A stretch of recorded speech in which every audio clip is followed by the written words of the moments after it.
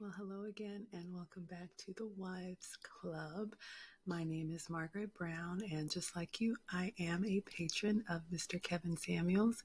And I just booked a session with Kevin to ask permission to stand up a community of like minded women to improve our ethnic image and increase the pool of marriage minded women.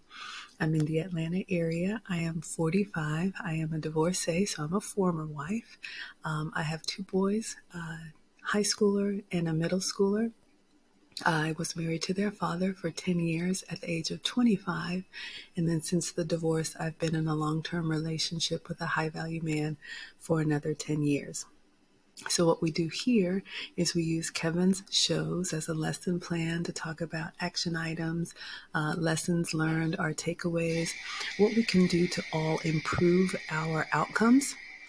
So, I would love to hear your thoughts, ladies, and if there's any gents watching, anything that you took away that you think would be helpful for us as current wives or former wives or future wives.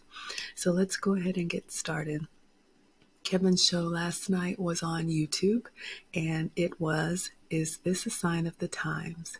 And if you've watched Kevin for any length of time, you know that he uses acronyms as a way to remember key points, and I think it's brilliant. So for sign language, the acronym that he uses, SIGN, shame, insults, guilt, and the need to be right. And unfortunately, these are characteristics that sometimes we have as modern women, modern Black women, where we can be very difficult to deal with. The focus of the show last night was on the N, the need to be right. So let's take a deep dive on that. So that was number one. Number two, Kevin's talked often about accountability and how it's like kryptonite for us as women. And ladies, what I'll share, we all have something that we're working on or dealing with. If you're an adult, of a certain age, you've been around yourself long enough to know the behavior patterns that you have. And here's the thing that I would say, it's obvious to everyone around you. So, Kevin has talked a lot about self-awareness, and I think I mentioned this in a previous show, but it's so much better if we take accountability for what we don't do well, in addition to bragging about what we do well. So, for example, if you know you're not a morning person, if you know that, you spend too much money if you have access to it, if you know that, you're kind of sloppy and you've got to really stay on top of, keeping a clean home. Everyone around you knows that. So it's better and it looks better on you if you just say, hey, you know what, I'm not good in this area or I'm working on this area.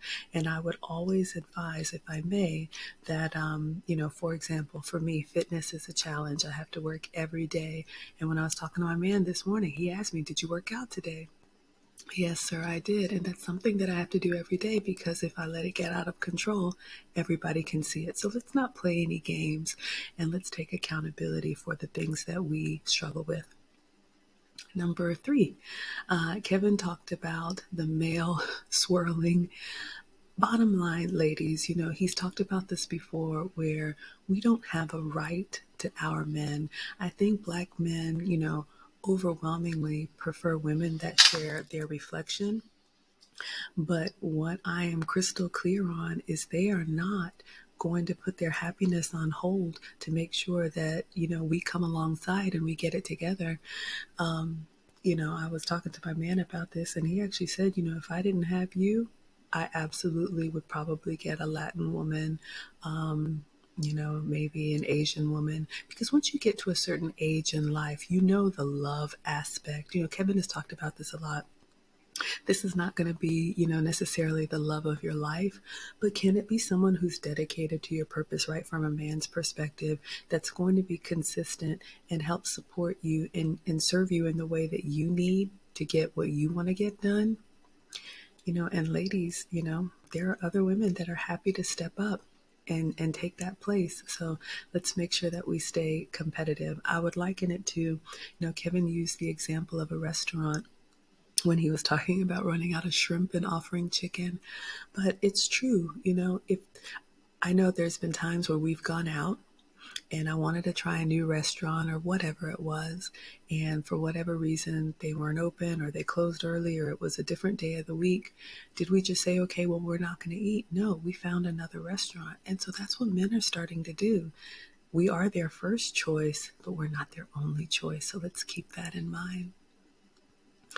Number 4, Kevin has talked about being competitive. And again, our Latin sisters and our Asian sisters are pulling up the rear. And we can just think about it and we can think about how it's frustrating. But I would challenge us to think about why that's happening. And if you look at the behavior that the men that are attracted to, and Kevin has talked about this, I'm looking at my notes here. The commitment to family, especially with our Latin sisters. One of my handymen is a wonderful man from El Salvador, and his wife doesn't speak, very good English at all. But when I tell you that woman is right by his side, does whatever he needs her to do, Kevin has talked about this. It doesn't require a 6-figure man to earn your respect. Just because he gets up and he goes out there and he fights every day for his family, to me, that's enough. We definitely support all men here. High value men, men of value, men of means, and average men are all supported here. And then when you look at our Asian sisters, some of the behaviors that men may be attracted to, the femininity, that submission, like Kevin talks about, the respectful cooperation. And that circles back to, that argumentative needing to be right that sometimes we can do. You won't find that mostly, in Asian women. They respect, a man's place in the family. So, again, we can look at our competition and we can just, look down at them, or we can look at our competition and say, what can we learn from them? So I'm hoping to open up that conversation here, because men are who they are across the board, and they require that respect, especially when they're at a certain age and they've made something of themselves. All right, number 5. Kevin was talking about, these panels of older women that are talking about themselves like they still have, youth and good looks on their side. Ladies, it all goes back to self-awareness, right? One of the reasons why I'm here, as a woman over 40, smack dab in the in middle age, I'm realistic now about my options. And there's nothing wrong with saying, I don't have the youth, I don't have the fitness, but this is what I can bring to the table. I think where we really mess up is when we think, we're long past our prime and we're still carrying on like a man would be lucky to have us. And of course, when a man finds a wife, finds a good woman, it is a blessing to him. But it doesn't take much to look around. I have neighbors on both sides of me. I live in a cul-de-sac, and my neighbor on the left and my neighbor on the right are both single older women. And I'm not gonna lie, ladies, whenever I have, company, or I'm getting dressed up to go out, they're just kind of looking at me and sometimes making comments, and the backhanded compliments, or sometimes a genuine compliment.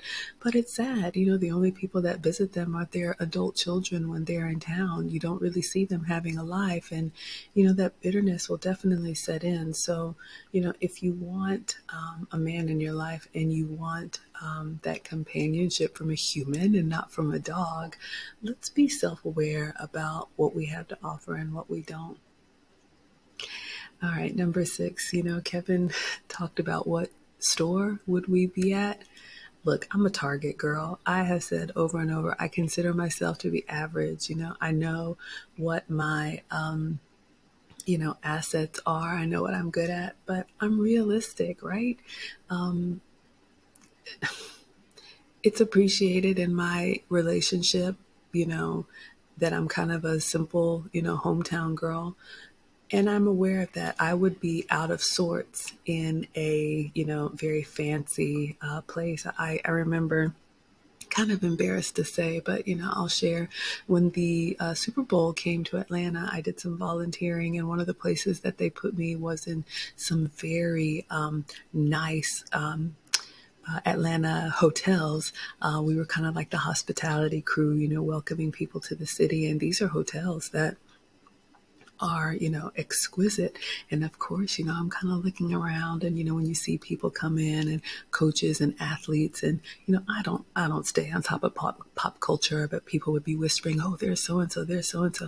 I kind of felt like, do I belong here? I mean, it was nice and I had a great experience, but again, back to the self-awareness. Now, of course, it's wonderful to get dressed up and, to do something on occasion, but I'm never going to act like I'm a boutique kind of girl when you'll find me in Target pushing a cart just like every other mom.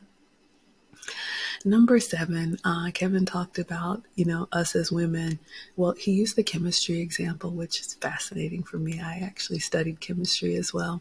But when he talked about women who are just irritable for the sake of being irritable, nobody likes that. If you're just a what starter, it's going to wear on people. I've shared with you all that I have 2 boys, and they're close in age, and they're frenemies, right? And I have to be honest, even though I love my children, my youngest is a typical annoying baby brother. His older brother could have his headphones on, just minding his own business. And here comes the little one, just always starting stuff. That's the reason he's in military school, because they don't tolerate that there at all. But, what ends up happening is that attention that you're seeking by always having to have the center of attention, always having to challenge what somebody's opinion is, always having to have the last word. People will let you get it out and you'll win the battle, but you'll lose the war. People just end up leaving you alone because it's just not fun to be around that person who's just always got something to say. So if you know that about yourself, again, self-awareness, I have to work on this too. I used to think, well, if I have a thought, I'm going to say it.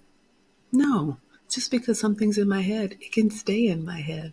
So these are the things that you can work on, with training, with therapy, but it all starts with self-awareness so you don't end up alone. Number 8, Kevin talked about the need to be right being forever.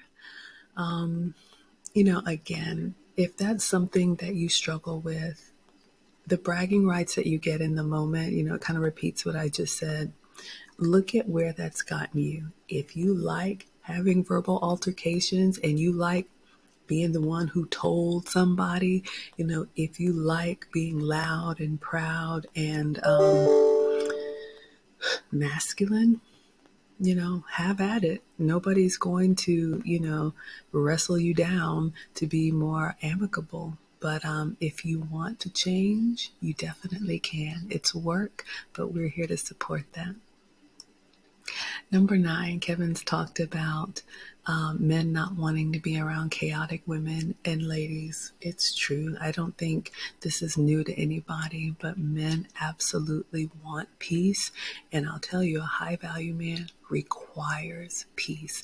Any man who's out there, slaying dragons, whether he's high value, if he's getting up and he's going out there and he's working and he's putting up with whatever he has to put up with, he absolutely will not put up with a difficult home life. So that's a decision, that we all can make. But, I would offer that being peaceful is not only great for them, but it's great for you. I've done a lot of work in this area, and just having to, don't need to say that, or, doesn't matter. That thought's not going to change anything. And it's like a muscle, right? It's something that you can flex and get better at. And it doesn't diminish you at all. It actually makes you stronger, and it makes you have more self-control, because now you can handle yourself in any situation. You don't have to jump to the front to be heard. So number 10, again, back to the Hollywood squares, Kevin has talked about it, right? These women that are, I think he calls them the vocal minority. I would offer that this vocal minority are not wives. So And when I use the term wives, it's about, do we carry ourselves as wives? Do we have that wife mindset? And like I said, if you look at my age, 40, 50, 60-year-old women around you, look at their life. And before you listen to them, I always used to ask myself, would I want what they have? I've used this in business as well. When I've had managers coming up that would try to coach me, of course, I'm always coachable, but I would take things with a grain of salt if I looked and I said, I wouldn't want that job. So, you know, keep that in mind. Consider the source when you're getting information. And, again, here in the Wives Club, we never, claim to know it all, but this is the safe space where if you want to change, if you want to ask questions, we can support each other. That vocal minority is always going to be there, but we can start to speak up and use our voice as well, because people are listening and men are always watching. All right, ladies, we'll go ahead and wrap it up here. Stay tuned this weekend. I'm very excited. We have another panel discussion. And again, this community is open to any patron within the family, any lady who's interested in improving her outcome. So definitely reach out or comment if you'd like to be included in the conversation in real time. So I'll wrap it up here, and I hope you guys have a great rest of the day.